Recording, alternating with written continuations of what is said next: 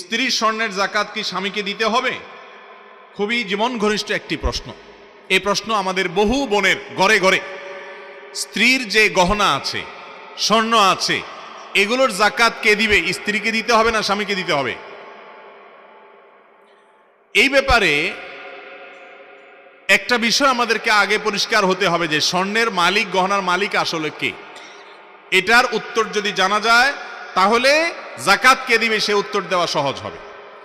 আমাদের দেশে মহিলাদের প্রতি এত অবিচার আমরা করি, এত জুলুম আমরা করি, নামাজি কালামি মুসলমানরাও, অন্যদের কথা তো বটেই, যে মেয়েদের সম্পদ কি সেটা পরিষ্কার করে তাদেরকে বুঝাই দেই না।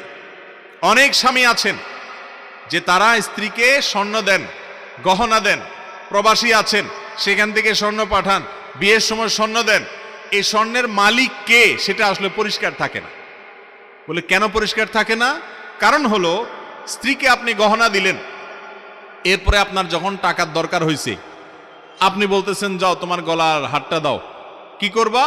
বলে ওই যে স্বর্ণকারের কাছে দিয়ে টাকা আনবো বা বিক্রি করে দিব। তো বেচারি গলা থেকে কিনে ওটা খুলে দিয়ে দিতে বাধ্য হচ্ছে। এই দৃশ্য আমাদের দেশে আছে না নাই? এমনকি স্বামীর মা, স্বামীর বোন বা যে কেউ পরিবারের, তারা চাইলেই তার গহনা নিয়ে যেতে পারতেছে, সে অধিকার মনে হচ্ছে তাদের আছে। এরকম একটা অবস্থা আছে না নাই আমাদের দেশে? তাহলে এই স্বর্ণের মালিকটা কে? একটা হতে পারে যে স্বামী এটার মালিক, তিনি তার স্ত্রীকে ব্যবহারের জন্য দিয়েছেন, যে ঠিক আছে তুমি এই স্বর্ণ ব্যবহার করো, আমার যখন লাগে আমি নিয়ে নিব, তোমাকে মালিক বানাই দেই নাই, শুধু ব্যবহার করতে দিলাম। এরকম যদি হয় তাহলে তো এটা দান করা হলো না। মোহর হিসাবে যদি আপনি স্ত্রীকে স্বর্ণ দেন তাহলে সেটা মালিক কে হবে? স্ত্রী হবে। ওইটা তো আপনি নিতে পারবেন না।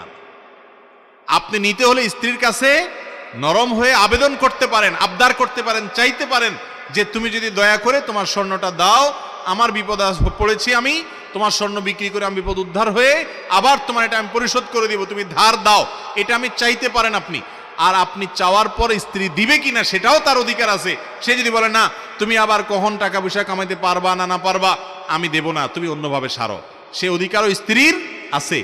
এটা বলার পরে যদি স্ত্রীর প্রতি আপনি কোনো প্রকার জুলুম না করেন, ভুল না বুঝেন, অন্যায় আচরণ না করেন, তাহলে আপনি আদর্শ মুসলমান, আপনি আসল মুসলমান।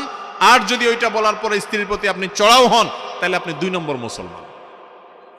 কথা কি বুঝাইতে পারছি? এখন আমাদের দেশে বউরে যদি বলে যে তোমার স্বর্ণটা বিক্রি করে দাও, আমার বিদেশ থেকে ভিসা আসছে, টাকা দিতে হবে, আমি বিদেশে গেলে আবার তোমারে কিনে দেব। বউ যদি বলে না তুমি পরে কিনতে পারো না পারো, তোমারটা তুমি বুঝো, আমি স্বর্ণ আমারটা দেব না, কি বলেন?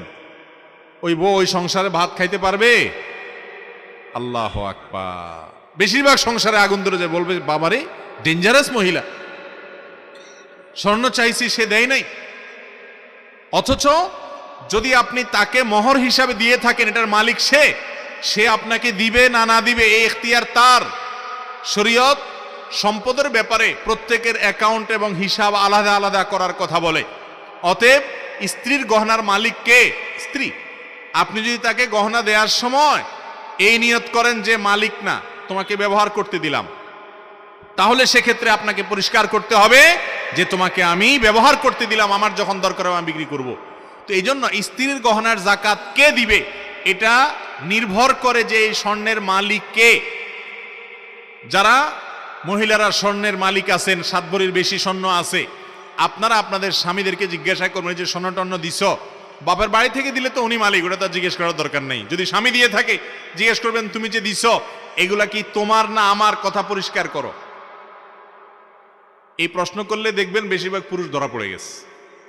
আমতা আমতা করবে, আমতা আমতা বলবে না মানে তোমার আমার তো একই, বলবে না কাহিনী করবে না, কোনো কাহিনী নেই, সাফ সাফ বলো এটা কি তোমার না আমার।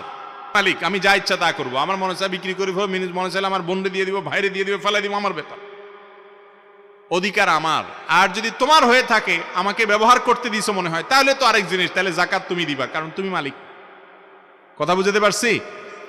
তাহলে স্ত্রীর গহনার জাকাত কে দিবে? গহনার মালিক যে, জাকাত সে দিবে।